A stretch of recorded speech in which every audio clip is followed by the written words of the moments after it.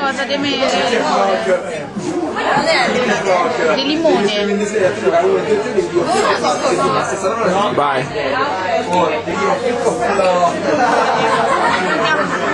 Allora, io oggi, il giorno di Pasquetta, siamo nel 2008, non ho presente la data, penso che sia 24-25 marzo.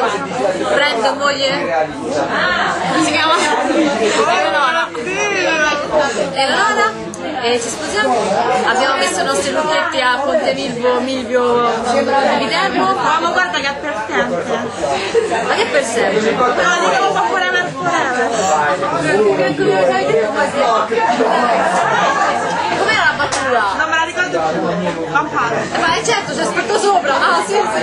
Ma certo, c'è scritto sopra che è forever. Con la terra. Vabbè, abbiamo capito noi.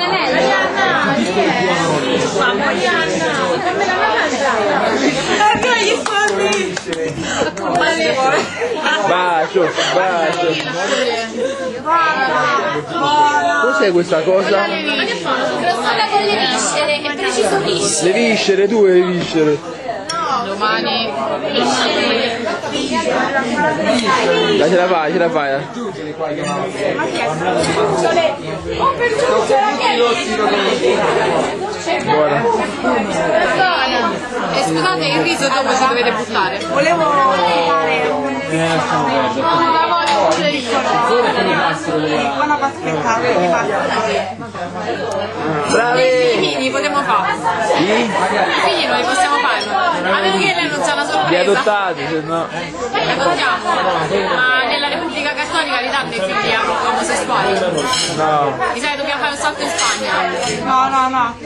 Come inseminazione. Facciamo l'inseminazione. Ciao. Ciao. Alla prossima omosessualità. Al prossimo. La Arianna è buona dei colori, mi piace.